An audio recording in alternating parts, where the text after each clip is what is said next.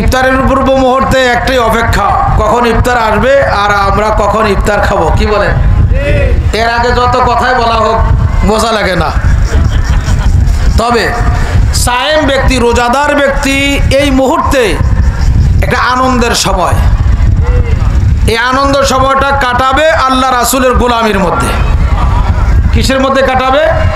আল্লাহ রাসূলের গোলামির মধ্যে কাটাবে।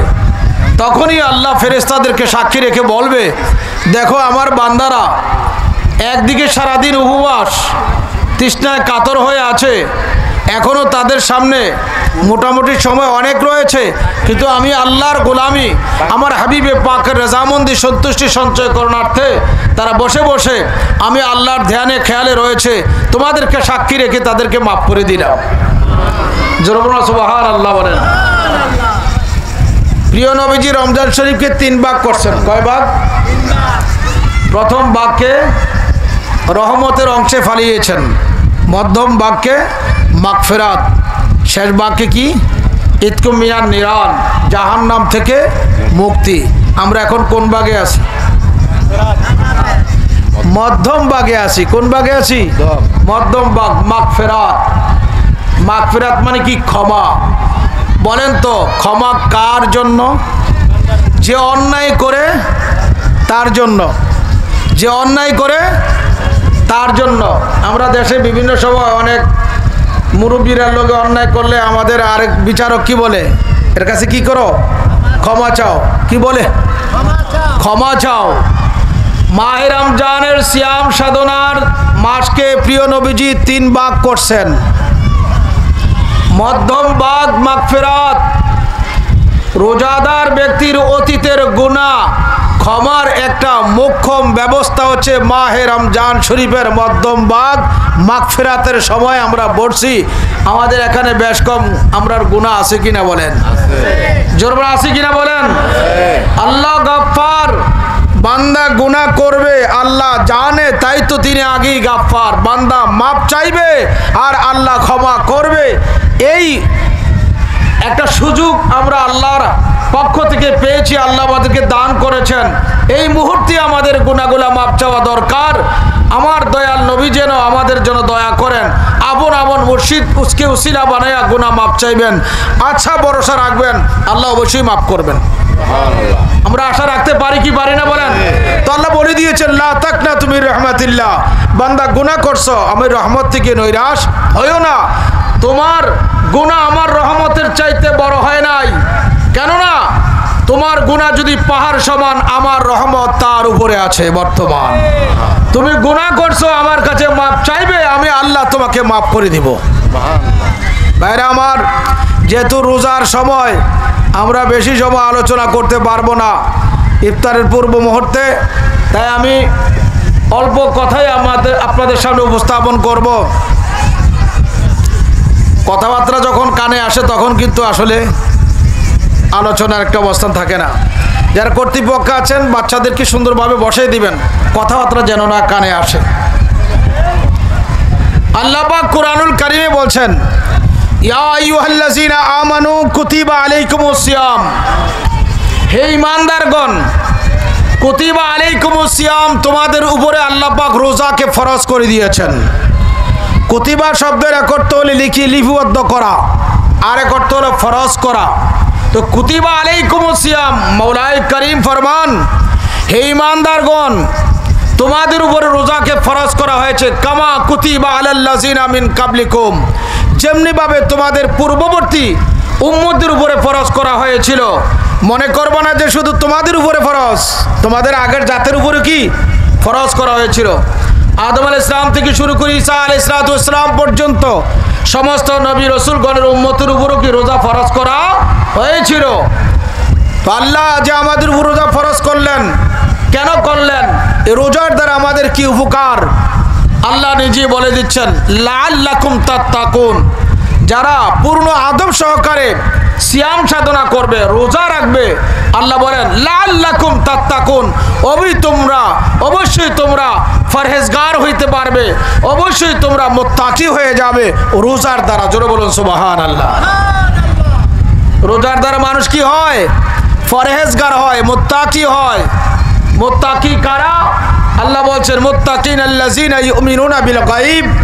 মুত্তাকি তারা যারা অদৃশ্যে বিশ্বাস স্থাপন করেছে, ইউমিনুনা বিল গায়ব, গায়েবের উপরে বিশ্বাস স্থাপন করেছে, ওয়া ইউকিমুনাস সালাতা, এবং জাহিরে নামাজ কায়েম করেছে। মাওলাই করিম ফরমান তারা হচ্ছে মুত্তাকি। আর মুত্তাকি হওয়ার জন্য একটা শর্ত হলো মাহে রমজানের সিয়াম সাধনা করা। জোরে বলুন সুবহানাল্লাহ।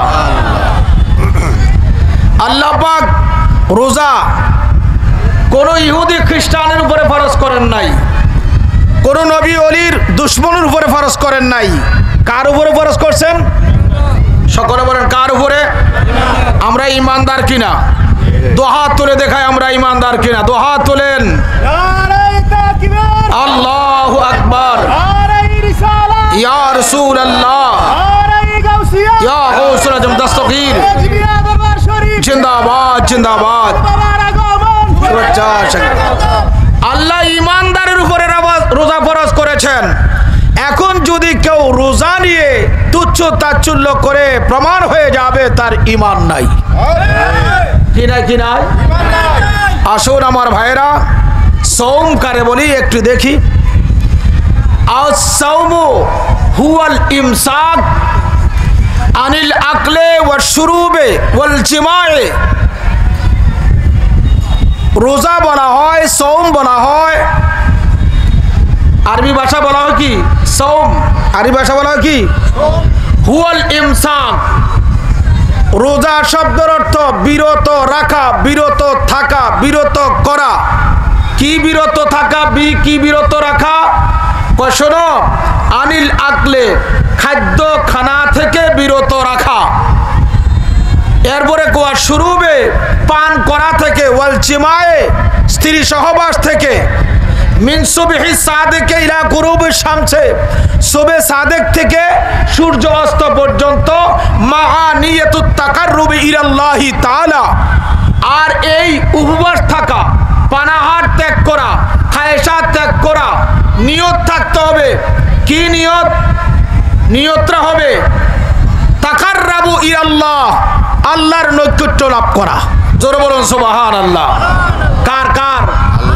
আল্লাহর নৈকট্য লাভ করার নিয়তে সুবহে সাদেক থেকে সূর্য ডুবন্ত পর্যন্ত এই সময়ে খানা থেকে, পানাহার থেকে, খায়সাত থেকে, নফসানিয়ত থেকে, বিভিন্ন কুরিপুগুলা থেকে বিরত থাকার নাম হচ্ছে রোজা।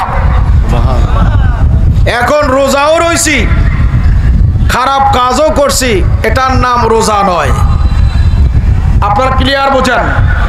রোজাও রইছেন, পরের হক নষ্ট করেছেন, এটার নাম রোজা নয়। আপনি রোজাও রইছেন, গীবত করেছেন, এটার নাম রোজা নয়।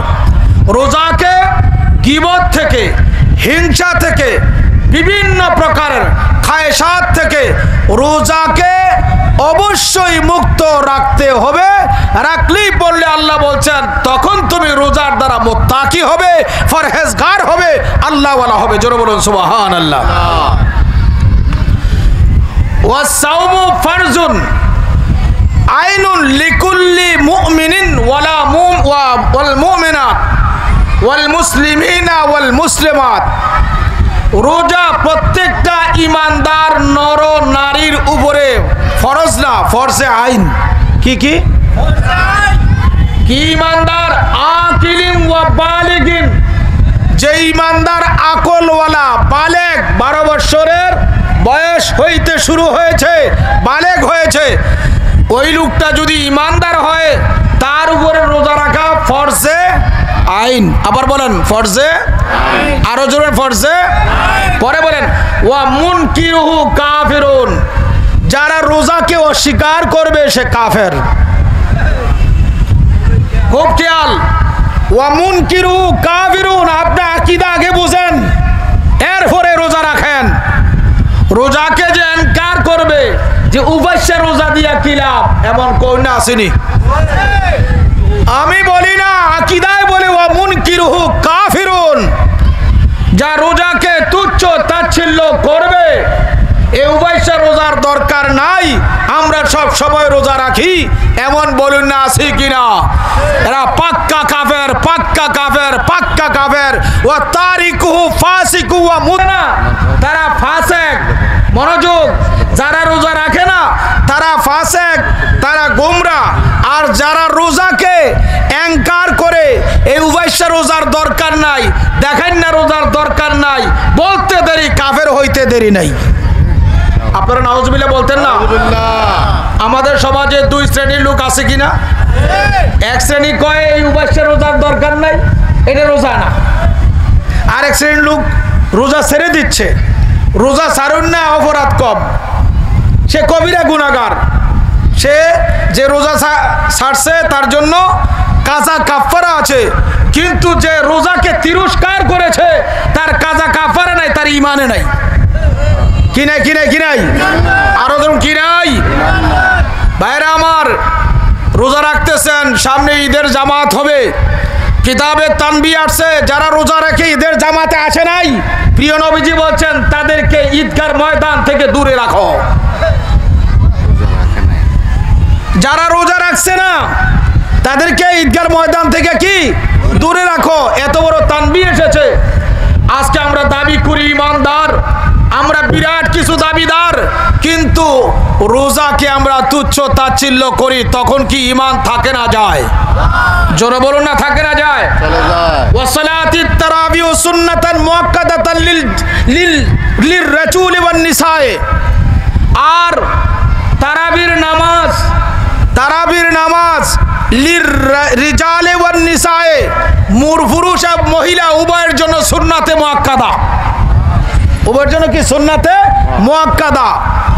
এরপরে আসেন, আমাদের দেশে একটা বদারবাদ হয়, এ তারাবির নামাজ 8 রাকাত না 20 রাকাত হয়, কি হয় না? প্রিয় নবীজি নিজে বেগায়রে জামাত, একা একা জামাত ব্যতীত আল্লাহর হাবিব 20 রাকাত তারাবির নামাজ পড়েছেন। সুবহানাল্লাহ। ওমর ইবনুল খাত্তাব রাদিয়াল্লাহু তাআলা আনহু থেকে রওয়ায়াত আসছে, মাওলা আলী থেকে রওয়ায়াত আসছে, সাইয়েদিনা ইবনে আব্বাস থেকে রওয়ায়াত আসছে, ইমাম বাইহাকি তার বাইহাকি শরীফের মধ্যে হাদিসগুলো আনছেন। হযরত উমর ইবনুল খাত্তাবের যুগ থেকে শুরু করে মাওলা আলী কাররামাল্লাহু ওয়াজহু পর্যন্ত গোটা সাহাবায়ে কেরাম বিল ইত্তেফাক জামাত সহকারে 20 রাকাত তারাবির নামাজ সাহাবায়ে কেরাম আজমাইন পড়েছেন। সুবহানাল্লাহ। কত রাকাত? 20 রাকাত। ওয়া ইজমাউস সাহাবায়ে হুজ্জাতুন, সাহাবায়ে কেরামের ইজমা হচ্ছে হুজ্জাত। আজকে যারা 20 রাকাত তারাবিকে অস্বীকার করে, এরা ইজমাকে অস্বীকার করিয়া তাদের ঈমান নাই। কি নাই, কি নাই? নবীজি বিনা জামাতে একা একই 20 রাকাত তারাবির নামাজ পড়েছেন।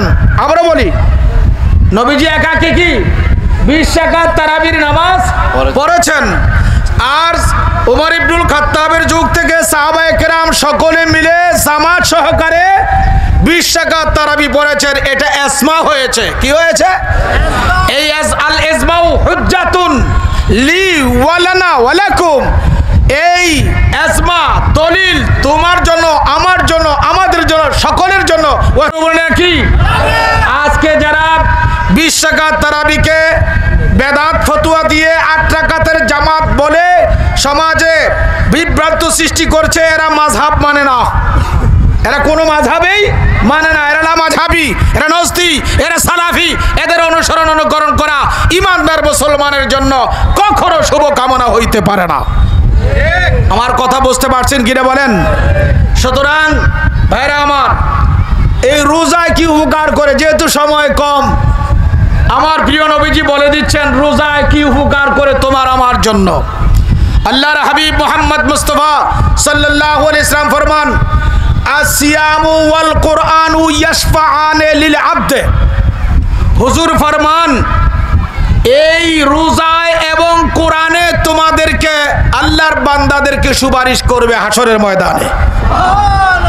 একটি মাসলা বলে দেই, আজ ওহাবিরা কয় নবী রাসূল ওলি আল্লাহর আর কোনো ক্ষমতা নাই, অথচ আমার নবীজি বলেন ইমানদারে রোজা রাখছে, এই রোজা হাসরের ময়দানে সায়েম রোজাদার ব্যক্তি ব্যক্তির জন্য সুপারিশ করবে আল্লাহর কাছে। ইমানদারে কোরআন তেলাওয়াত করছে, এই কোরআন শরীফ হাসরের ময়দানে এই সায়েম তেলাওয়াতকারীর জন্য সুপারিশ করবে ময়দানে মহাশরে।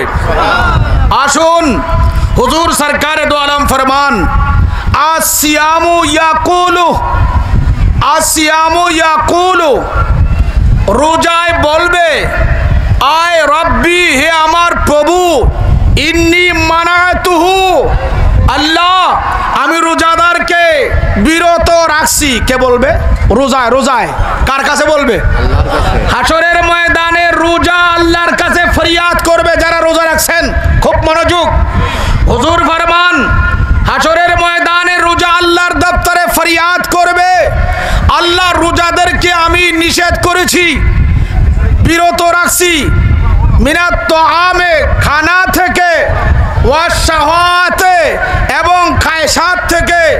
তার মনে চেয়েছিল স্ত্রী সঙ্গম করতে, আমি এটা থেকে তাকে বিরত রাখছি, বিন নাহারে, দিনের বেলা। ও আল্লাহ, যেহেতু তোমার বান্দাকে এমন কর্ম থেকে আমি রোজায় বিরত রাখছি, ফাশাফিনি, আমারে তুমি ক্ষমতা দাও, ফিহি, তোমার বান্দার জন্য আমি সুপারিশ করছি, তোমার বান্দারে আল্লাহ তুমি মাফ করে দাও। কেন করব? রোজায়, রোজায় সুবহানাল্লাহ বলেন। হাসরে আল্লাহ রোজারও সুরত ধরাইব, আল্লাহ হাসরে রোজারও সুরত ধরাবে। মনোযোগ দাও, আমার নবীজি আরো বলেন, ওয়াল কুরআনু ইয়াকুলু, কোরআন হাসরের ময়দানে আল্লাহর কাছে বলবে, ভাইও তুমি আমি কোরআন তেলাওয়াত করি, দেখো শুধু হরফগুলা পড়ি, তোমার আমার সাথে কোরআন কোনো কথা বলতে পারে না। এই কোরআনের জবান আছে, এই কোরআনের জবান আছে। এটা যদিও কালির লেখা, এটার হাকিকত হচ্ছে নকশা, এটার হাকিকত নকশা না, এটার হাকিকত নকশা না, কালামুল্লাহ, এটা আল্লাহর বাণী। মুফাসসিরিন কিরাম লিখছেন, কোরআন যখন পড়ো বান্দা, তখন তুমি এই আকীদা রাখো, তুমি আল্লাহকে দেখো নাই, আল্লাহর সাথে কথা বলতে পারে নাই, কোরআন পড়ছো না, বরং আল্লাহর সাথেই কথা বলছো। কার সাথে কথা বলা? আল্লাহু আকবার বলেন। কার সাথে কথা বলা? কোরআন তেলাওয়াতকারী যেন আল্লাহর সাথে কথা বলছে। হুজুর ফরমান, কোরআন হাসরের ময়দানে আল্লাহর কাছে বলবে, মানাতুহু, আল্লাহ আমি রোজাদারকে বিরত রাখছি। কিসের থেকে? মিনান নাওমে, ঘুম থেকে, বিল লাইলে, রাত্রে ঘুমাইতে চেয়েছিল, কিন্তু আমি তাকে নিষেধ করছি, রাত এসেছে রোজার, ঘুমাইও না, তুমি কোরআন তেলাওয়াত করো, আমাকে তেলাওয়াত করো। ফাশাফি ফিহি, আল্লাহ তোমার দরবারে দরখাস্ত, সে আমার এই আমি কোরআনকে তেলাওয়াত করেছে, ঘুম থেকে সে ফরহেজ হয়েছিল, আমি তার পক্ষ থেকে সুপারিশ করছি, তুমি তারে মাফ করে দাও। হুজুর বলেন, ফাশাফাহুমা, উভয়ের সুপারিশ আল্লাহ হাসরের ময়দানে কবুল করবে। সুবহানাল্লাহ, আল্লাহু আকবার বলেন না কেন? উভয়ের সুপারিশ আল্লাহ হাসরের ময়দানে কবুল করবে। আপনি যে কোরআন তেলাওয়াত করছেন, কোরআন আপনার জন্য সুপারিশ করবে। আপনি রোজা রাখতেছেন, রোজা আপনার জন্য সুপারিশ করবে। নবী রাসূলরা পারবে না। নাউজুবিল্লাহ বলেন না কেন? আরো জোরে বলেন নাউজুবিল্লাহ। আমাদের সমাজে এমন লোক আছে, এরা বলে নবী রাসূলগণ কোনো সুপারিশ করতে পারে না। বলে কি বলে না? কোরআন পারে। রোজা, ইমানদারে রোজা রাখছে, এই রোজায় পারে, এই রোজায় সুপারিশ করতে পারে, কিন্তু নবী রাসূলগণ পারে না। প্রমাণ হয়ে গেল তাদের ইমানে অবশ্যই কি আছে, ঝামেলা আছে কিনা বলেন? ইমানে ঝামেলা আছে। ভাইরা আমার, রোজাকে সকল প্রকারের নিষিদ্ধ বস্তু থেকে ফরহেজ করার নাম হচ্ছে সিয়াম সাধনা। আমি আমার বক্তব্য খুবই সংক্ষিপ্ত আকারে নিয়ে আসছি। আজকে যারা ইফতার মাহফিলের ব্যবস্থা করেছেন রেজবিয়া দরবার শরীফের পক্ষ থেকে, এখানে অনেক আয়োজনকারীরা আছেন, যদি তাদের নিয়ত থাকে যে আল্লাহর বান্দারা আসবে, আমরা টাকা পয়সা খরচ করে রোজাদারকে ইফতার করাবো, মানুষ আমাদেরকে বাবা দিবে, যত টাকা খরচ করছেন খরচগুলা জাহান্নামের লাকড়ি হবে। আমি আবারও বলছি, যারা আজকে এই টাকা পয়সা খরচ করছেন ইফতারের জন্য, আপনার নিয়ত যদি থাকে রোজাদাররা আসবে আর আমরা তাদেরকে ইফতার করাবো, যে আমরা পেরেছি, এমন আকীদার নিয়ত যদি থাকে, এখনই তওবা করা দরকার। আপনার এই খরচের নিয়ত হইতে হবে একমাত্র রিদা আল্লাহ ওয়া রিদার রাসূল। আল্লাহ, রোজাদাররা তোমার দরবারের মেহমান, মেহমানদের গোলামি করেছি, সন্তুষ্ট থাকো। আল্লাহ বলেন কম, যদিও সংখ্যায় কম, তোমার দিনার দিরহাম কম, এটার কম রাখবো না, এটা বিরাট আকারে সওয়াব দান করব। তাহলে আমাদের ইফতার করার মূল মাকসুদ কি? আল্লাহ রাসূলের সন্তুষ্টি। যেমন কি কি কি সন্তুষ্টি। আপনি 3 সংখ্যা, এখনো আমাদের প্রফেসরগণ আছেন, উলামায়ে কেরামগণ আছেন, আমি সংখ্যা লিখছি 4। কত লিখছি? 4। এখান থেকে 1 কমাইছি, কত রইছে? হ্যাঁ, আমার জবাবটা দিন, কত রইছে? 3। আবার সংখ্যা লিখলাম, ধরেন 5, তার সাথে যোগ করলাম 2, সমান সমান কত হইছে? আপনারা জবাব দেন না কেন? আরো জোরে বলেন। তাহলে এর আগে সংখ্যা কত লিখছিলাম? 4। 1 কমাইছি, কত হইছে? এটার নাম কি হইছে? বিয়োগ। এটার নাম কি? আর ইংলিশ ম্যানেরা বলবে মাইনাস হইছে। কি হইছে? মাইনাস, ঠিক না? এরপর অঙ্কটা কি করছিলাম? যোগ। কি করছি? 5 যোগ 2 সমান সমান কত? 7। তা আগে গেল বিয়োগ, এখন করলাম যোগ। 5-এর সাথে 2 সংযুক্ত করে আনলাম কি? আমরা এখন মোটামুটি সংখ্যা দাঁড়াইলাম 7। এখন আসি দেখি পাশে একটা 5 লিখি, আর পূরণ শূন্য দিয়ে 12 লিখি, কত হচ্ছে? উত্তর দেন না কেন? 5 12 জোর 5 12। এখন 5 আর 12 যদি আমরা একত্রিত যোগ করতাম, হইতো কত? 17। যেরকম কত হইতো? তাহলে সবচেয়ে উন্নত মানের অঙ্কটার নাম কি? পূরণ। কি নাম? আরুন কি নাম? আল্লাহ 12 মাস দিয়েছে। কয় মাস? আরুন কয় মাস? 12 মাস দিয়েছে।